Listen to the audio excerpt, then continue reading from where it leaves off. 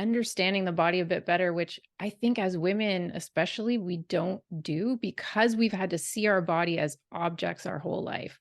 At a certain point in our childhood, we got separated from our body, and now our body doesn't even feel like our own anymore. And so, as people with trauma, particularly, it's very hard to tap into those body sensations. So it's not easy for sure, but I think that that is key even before we start to think about thoughts. Because yes, thoughts for sure are important, and I don't think we need to have one or the other. Mhm. Uh, but I think for women, especially, starting with the body and starting with somebody who is going to support you in that, so you don't feel alone. Because if you have had trauma, it can be very scary to get back into your body, or you might feel completely numb and like you've never been able to experience those feelings.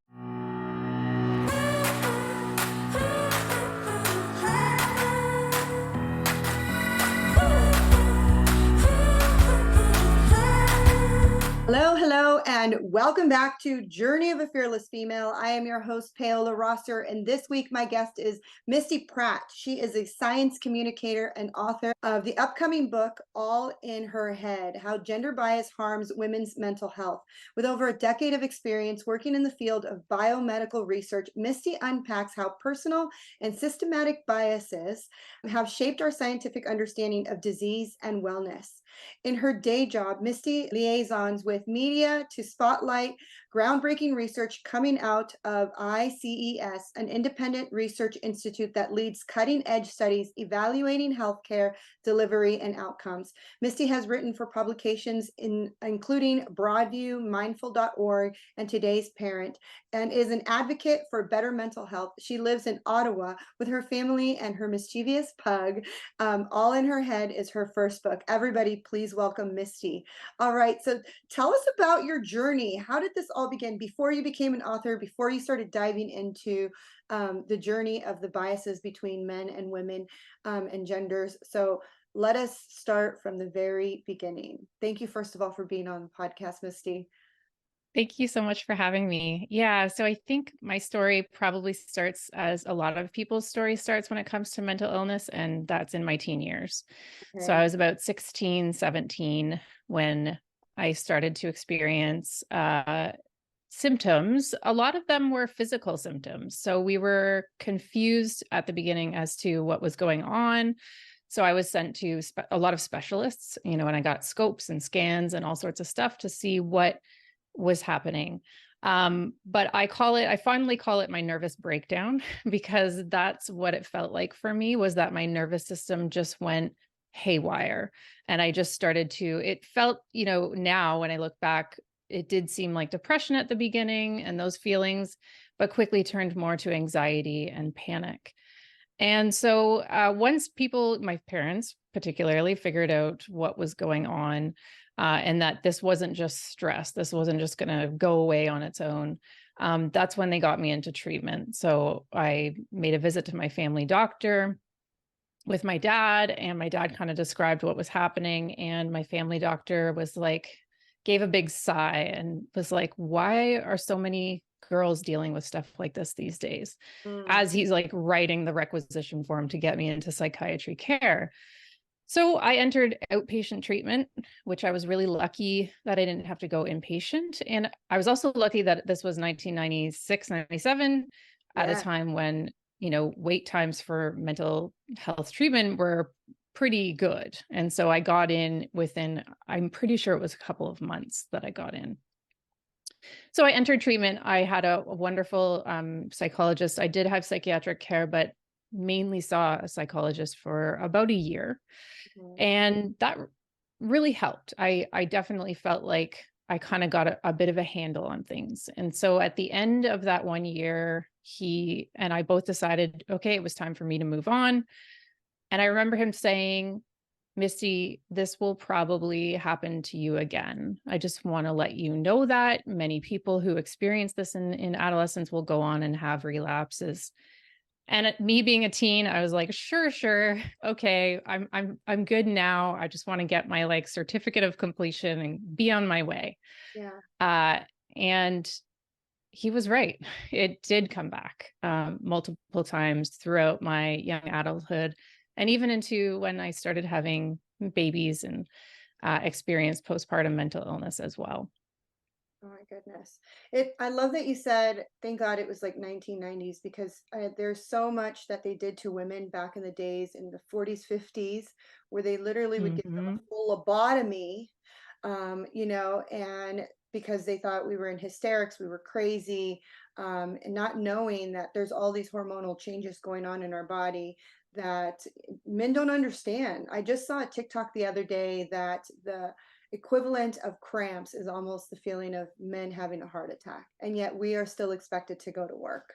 So Hmm. it's such a, yeah, it's a different bias. Men don't understand what it feels like, especially like when I'm on my period and I'm emotional and I'm like yelling and then crying, and then my husband's like, oh, it's that time of the month, like why can't you just, like, if you know it's that, then why can't you just control it? And it's like, I wish.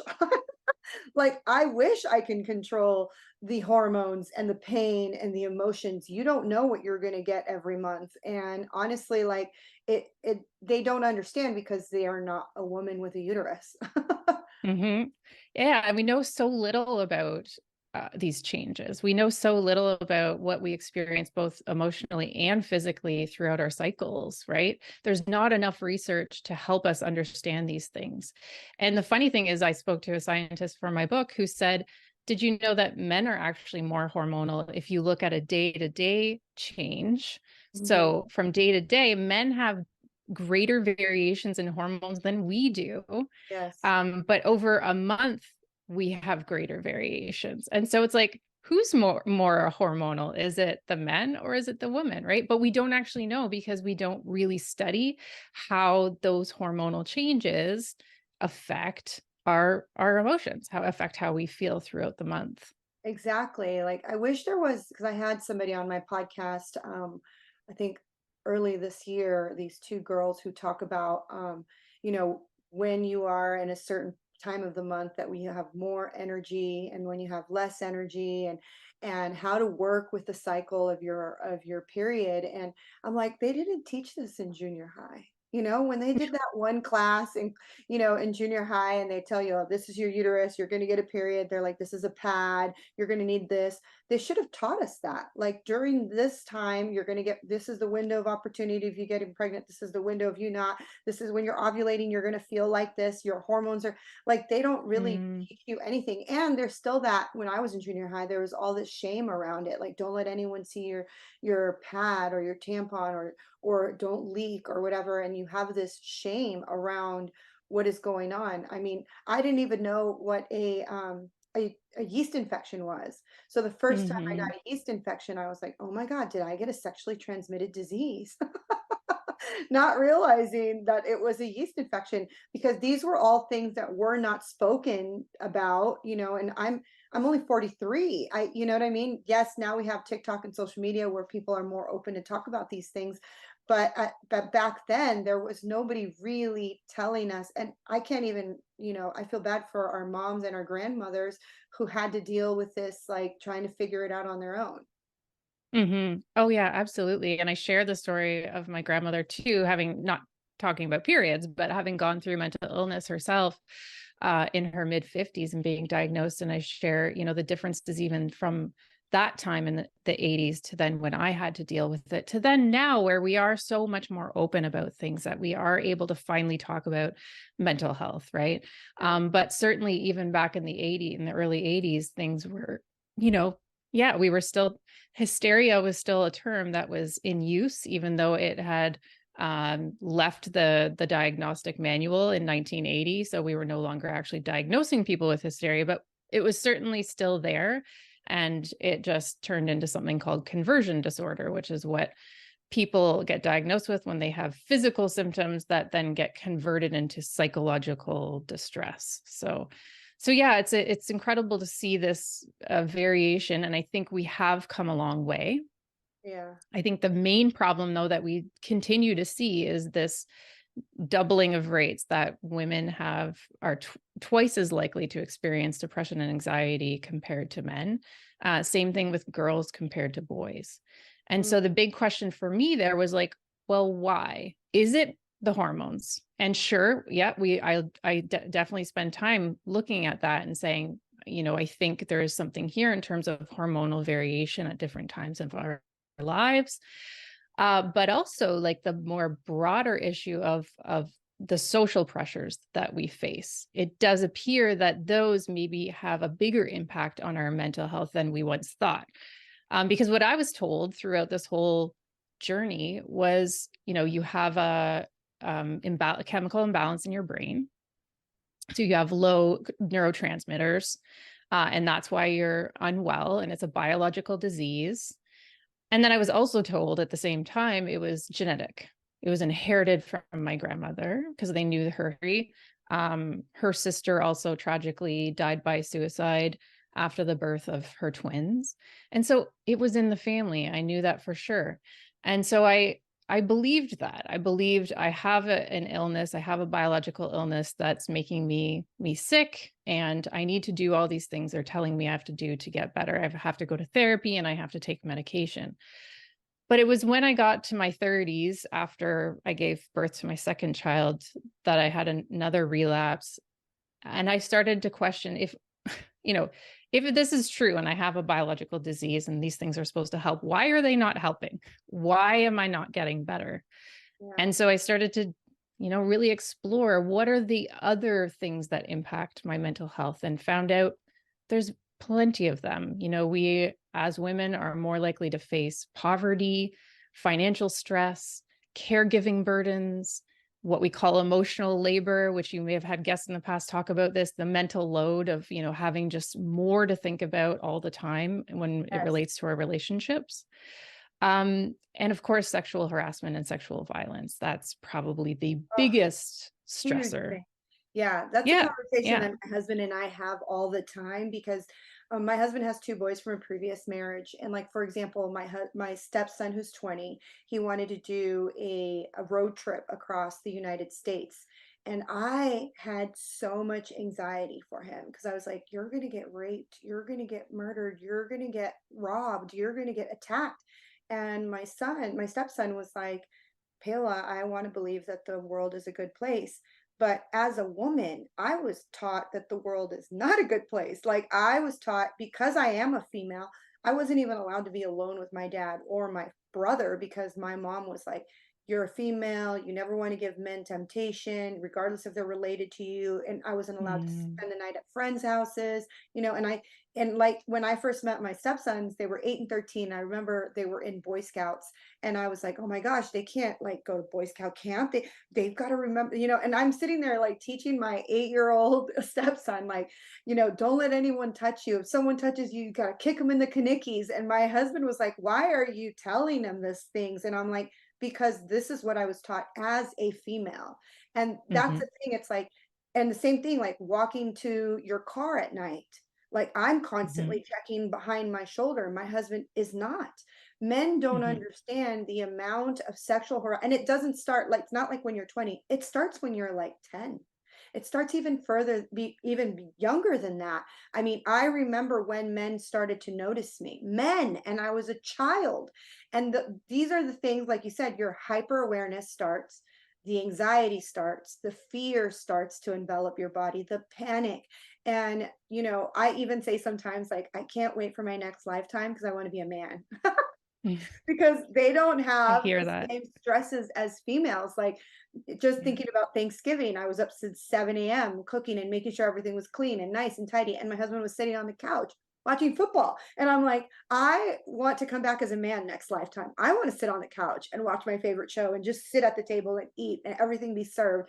Like, they really don't understand the amount. And I don't even have small children, so I can't even imagine adding a toddler or a 2-year-old or a newborn on top of that. And you are their source of food, so you are having to feed them every 2 hours, in addition to like trying to maintain the house, pay the bills, go to work, and do all the things and still look presentable for your husband. It's just, there's so much that women do think about, and men don't understand that concept, because they're in their own little world thinking, I have so much that's on my husband always tells me, I have so much on my shoulders, like I have to provide. And I'm like, I could do that. You want to switch? You want to switch? Because if that was the only thing I had to worry about, that would be great.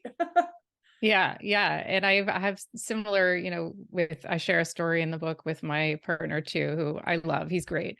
But we've had many conversations over the years about this because I'll sort of complain and he'll say, "Well, just tell me what to do and I'll do it."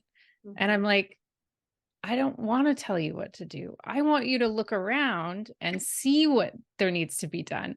And Right? these are conversations that happened years ago, and I feel like we have come to this place with constant communication about all this, that we are in a really good place now in terms of we both carry certain kinds of load in the household, and I think we've gotten to a really equal place. But at the beginning, yeah, like when we had little babies and toddlers and things like that, I felt this overwhelming sense of just burnout. And it wasn't burnout coming from work, it was burnout coming from all the things I had to juggle in every part of my life. And that was part of it was at home too. So, Yeah, it yeah. gives you that sympathy and that empathy and compassion for the moms. Like, for example, the lady who her husband went to go get food and he came back and she had killed her kids and she was Mm. about to jump off you know, the second story balcony.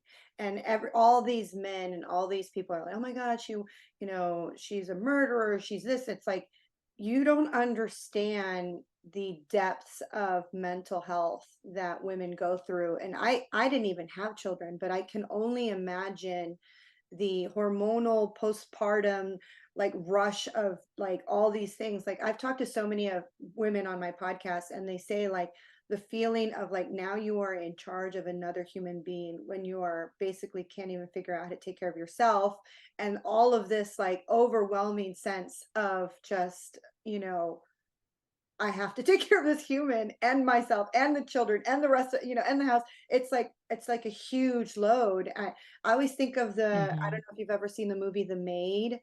There's a scene in the movie where she's laying on the couch and her life just seems so overwhelming. She's a single mom. She's trying to make money as a maid, and her husband's abusive, and she's laying on the couch, and the scene is the couch swallows her up. And she's like, Oh, yeah. Oh, this is the that's what you Netflix want to do. series. You just want Yeah. to hide and go into a little cave and let something swallow you up so that you don't have to deal. Yes. Oh, I loved that scene. That was so, yeah, that's so accurate, right? Is just I remember after having my first baby wanting to walk away. Like I was like, I think I said at one point, I think we should give her up for adoption. Not because I was actually serious. Like now that I look back, I'm horrified that I would have said or expressed something like that. But I was so scared of having to care for this little newborn that yeah, I just felt this overwhelming sense of I can't do this and how do I get away, Yeah. right? And so I think we don't allow ourselves to talk about that as much as we should, to be able to voice those things. And I'm thankfully, the most extreme forms of mental illness after childbirth are pretty rare. I think it's maybe 1% or less that are dealing with kind of um, postpartum psychosis. Yeah. But I think we don't talk enough too about how many more are having thoughts that or expressing those thoughts that we don't normally allow ourselves to express, or that we're sort of not allowed to say, just because we're supposed to be very happy that we've had this baby. So I wanted to talk to a point that you said earlier that it was like the 90s. I was just listening to a podcast with Oprah and this author he talks about how happiness has really taken a plunge in society since the 90s because of social media. And he's like, before social media came into, predominance of our culture, we didn't have the ability to see what someone else was doing. So you mhm. only compared yourself to the people that you in your immediate circle. But now you're comparing yourself to these people who are, have the perfect home and the clean house, and their kids are completely well dressed and they have a beautiful home and they're traveling, and it doesn't have to be just moms. It's also like teenage kids who are Mhm. struggling with depression and anxiety because they're so busy comparing themselves to everyone on social media. I think we have a higher rate of teen suicide because of it, and the bullying that happens with just random people. And if you don't have, like you said, the right chemical balance in your brain, you can get to the point where you actually commit suicide. Because, and that's the thing, some people need to take in consideration that not everyone is exactly like them.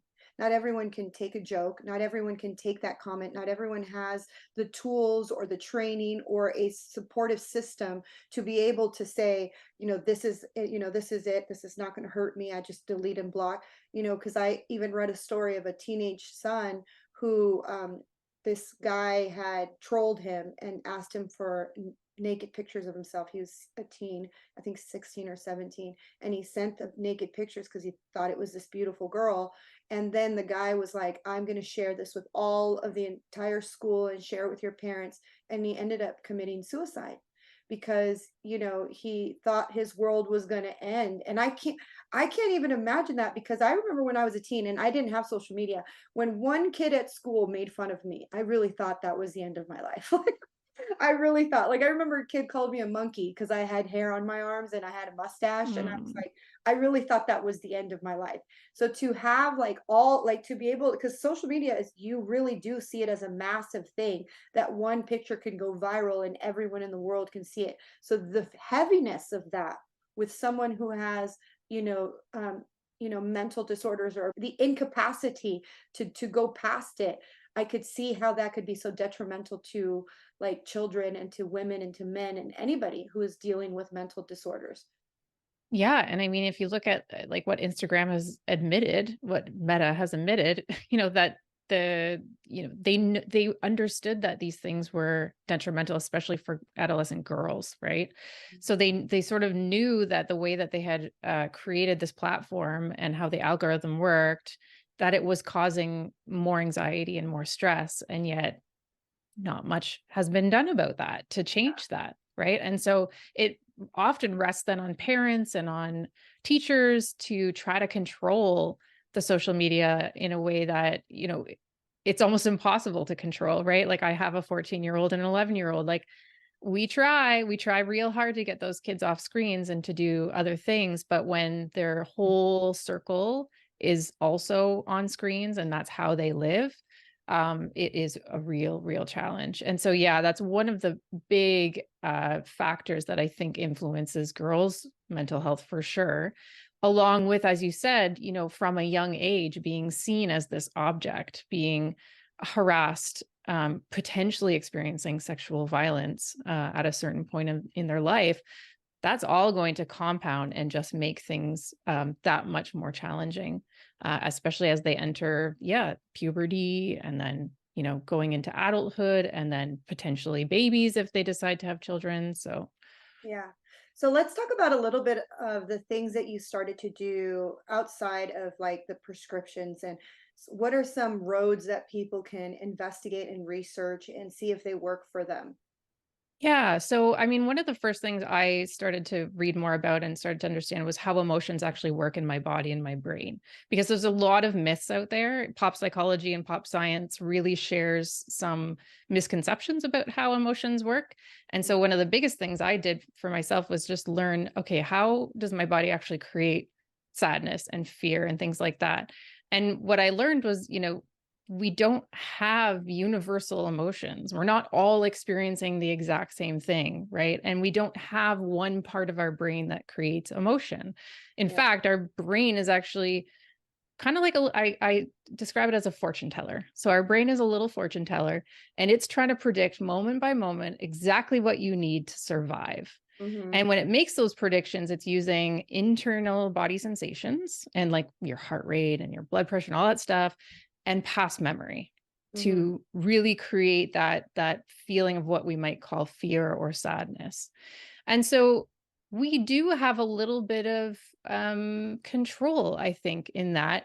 Understanding how emotions work, we can actually help our brain start to predict a little bit better, because our brain's really not that smart. It's not a very good fortune teller. It often gets things wrong, like Yes. most of the time. And when it gets things wrong over and over again, that's when we start feeling depleted, because it's drawing all of our resources, all of our sodium and glucose and all that kind of stuff from the body. And so it's getting things wrong. We're feeling depleted. So how do we then help our brain start to be a better fortune teller and to predict different kinds of emotions? And the biggest way that you have control is to start to learn about your body, so the term embodiment is kind of, a lot of people are starting to talk about this now because it's true. That's one of the best ways to help your brain start to predict a little bit better, is to tap into what my body is trying to tell me, Mm. more so than, CBT, cognitive behavioral therapy, is the talking therapy, is what we kind of usually do when we go to therapy. We Yeah. talk about our thoughts, and we hope that we can change our thoughts and change our behaviors. And I'm not trying to like say that CBT is bad. It's fine. It's good. It can help to a certain point. But Yes. if we don't focus on the body, if we don't get back to understanding what our body's trying to tell us, then we're not really helping our brain out very much in learning how to kind of change those predictions. So Yeah. for myself personally, one of the things is in getting back to my body has been Zumba. It's been Oh, one of the best ways for me. People often say do yoga and do meditation. And yes, those things I touch on in the book too, for sure. But um, Zumba for me has been just a truly empowering and beautiful experience, especially the instructor that I found in the class that I'm in. It is very welcoming of all ages and body types and abilities. And we're all just having this beautiful collective experience of dance and music. And it has really changed my mental health. Like, I think I'm feeling much more positive about things, and I call it my drug. So I have tried mental health medications in the past. They don't work very well for me. And so I joke that Zumba has now become like my pill that I have to take every week. And if I don't get it, I start feeling really pretty awful. And a yeah. lot of people will say that about many different kinds of body movement. So things like, any kind of different exercise or body movement that they do that they've found has really worked for them. People will once you start doing it regularly, you start to feel like, if I don't get this, Yeah. watch out, because I'm not going to be in a very good mood. Yeah. I love that you said Zumba because it really does get you back. And the reason why people say yoga, Zumba, exercise, walking, dancing, it's because it gets you out of your mind and back Yes, into your body.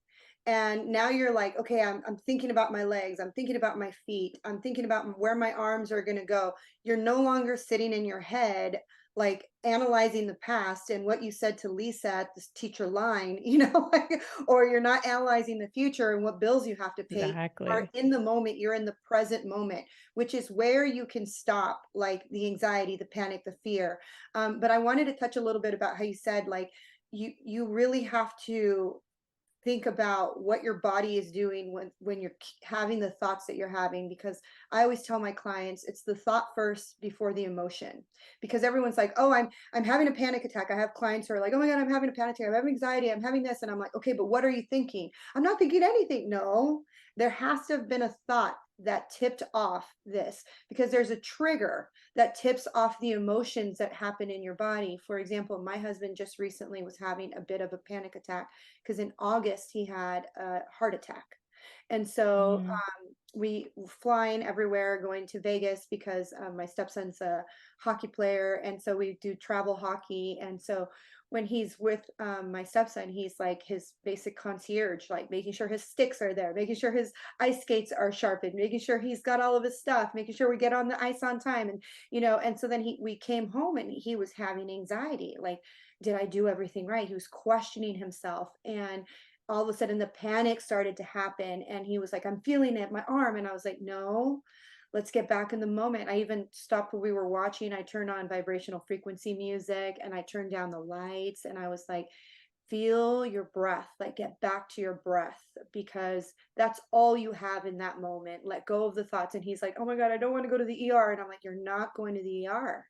You're here, you're fine, you have, your heart is beating perfectly. Like, we have to get back into the moment that we are, because what causes the panic and the fear and the anxiety is, like you said earlier, the past and all the things that Hmm. you're associating with the past, or what you doomsday is the future, which you said earlier, the brain always gets it wrong. The brain is so afraid that you're going to get hurt, you're going to die, you're going to get into trouble or whatever, humiliation, betrayal. It's like afraid. It doesn't want to feel the things that it's already felt in the past, and it's trying to protect us.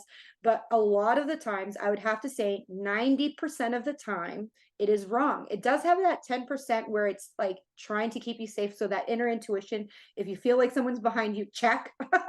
You know what I mean? But like most of the time, it is wrong. And you have to analyze. I always tell my clients, state the facts. What is going on? What are the facts?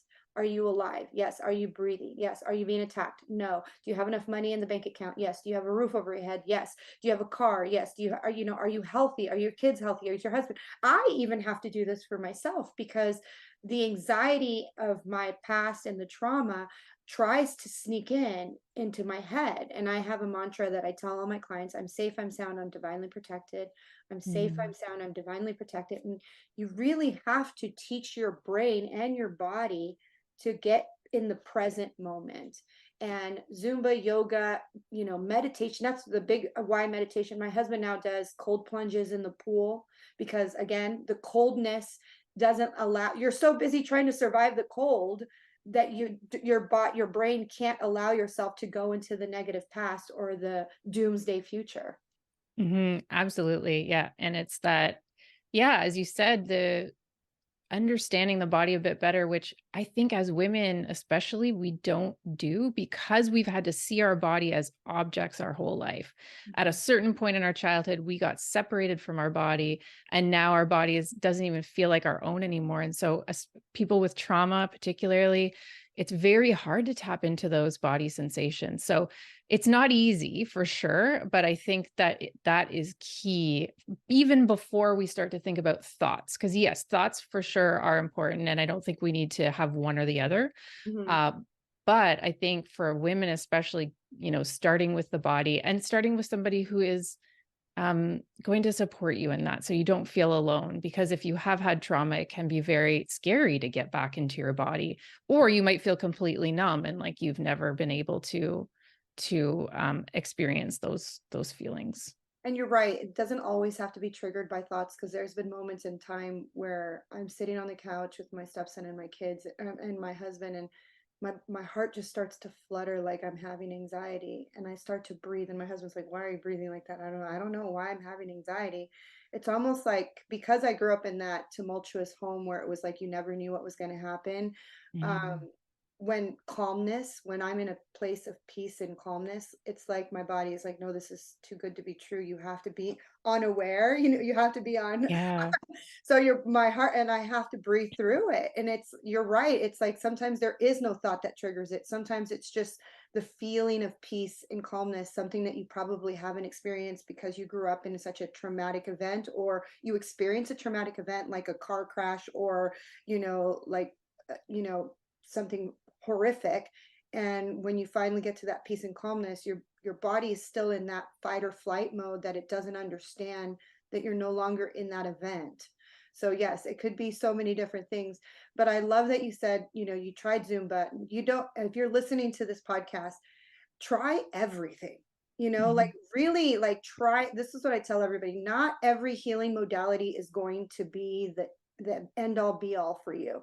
What I Yeah. loved about my healing journey is that I tried everything, from yoga to Reiki to float tanks to NAD therapy to ketamine drips. Like, I've tried everything, and there's some things that just didn't, like Reiki didn't work for me. Didn't work for Mhm. me. Like, I couldn't do yoga because I'm not that flexible. But I can't do float tanks because the moment that thing closed, I was like, "Ah, I'm stuck in here and I'm gonna drown." I've never tried one, but I really want Oh to. my gosh, I couldn't do it, but I loved NAD therapy. I Mhm. loved ketamine. I loved psychedelics. I loved,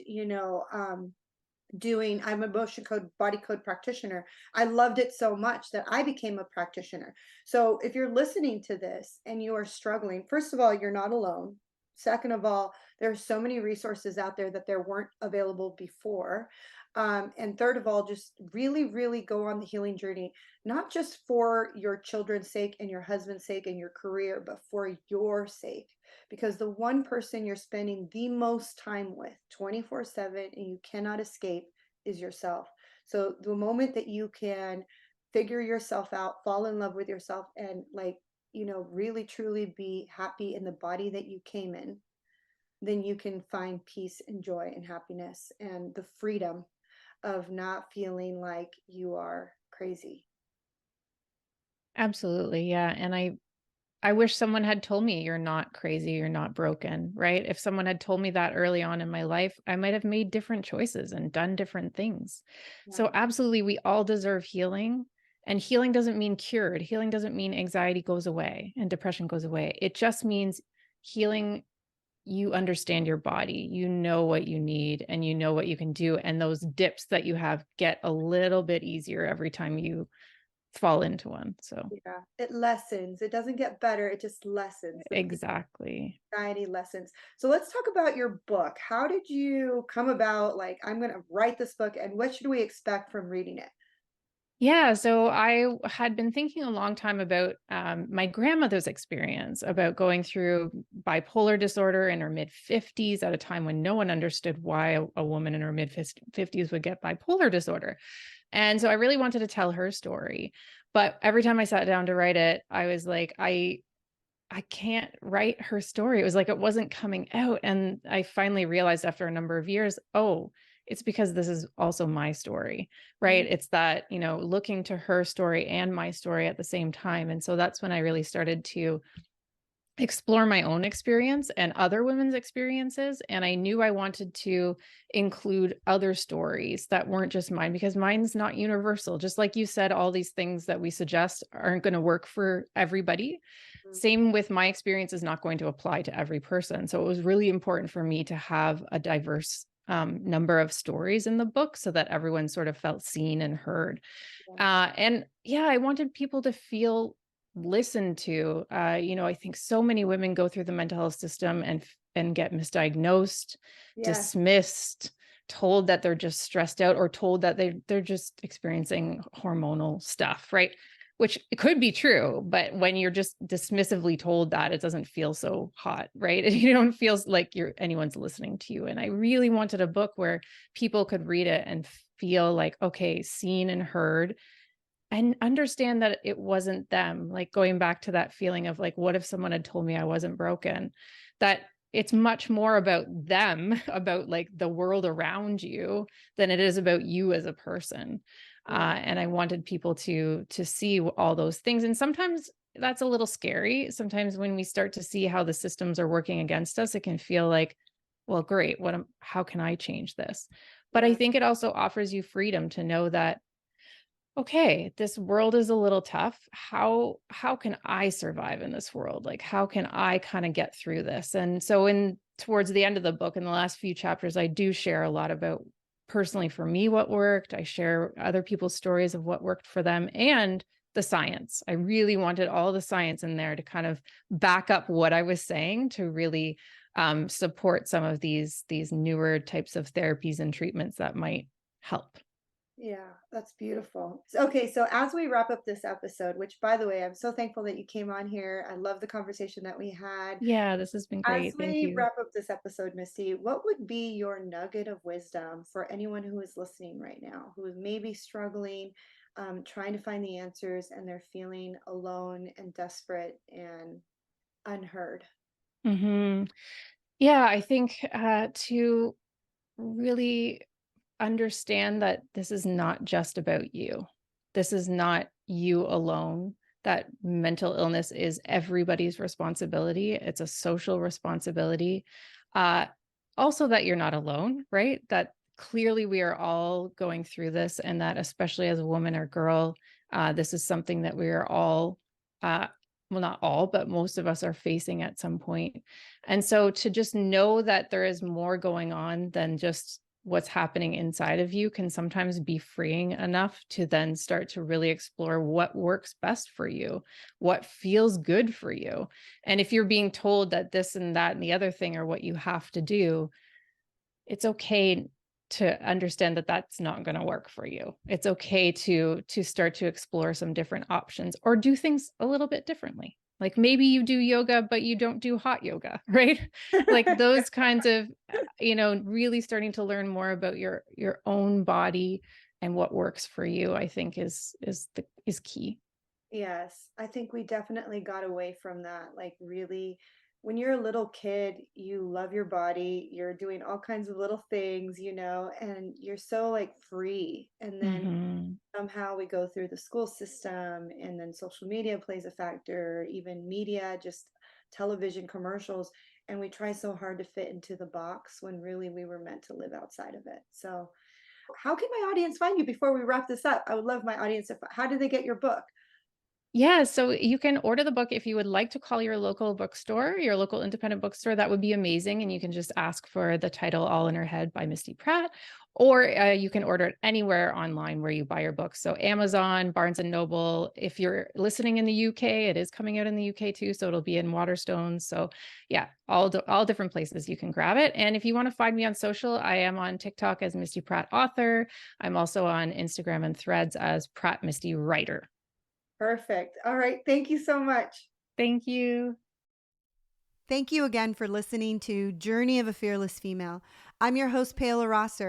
If you're looking for a life coach or a spiritual mentor, you can book a free discovery call with me at www.fearlessfemale.com. You can also follow me on Instagram at fearlessfemale_coach, subscribe to my YouTube channel at fearlessfemale, or find me on TikTok. I'm under at paola.rosser. And if you love this episode, make sure you hit subscribe, share it with your friends, and leave a review. I read every single review, and I truly appreciate the time you spend writing it.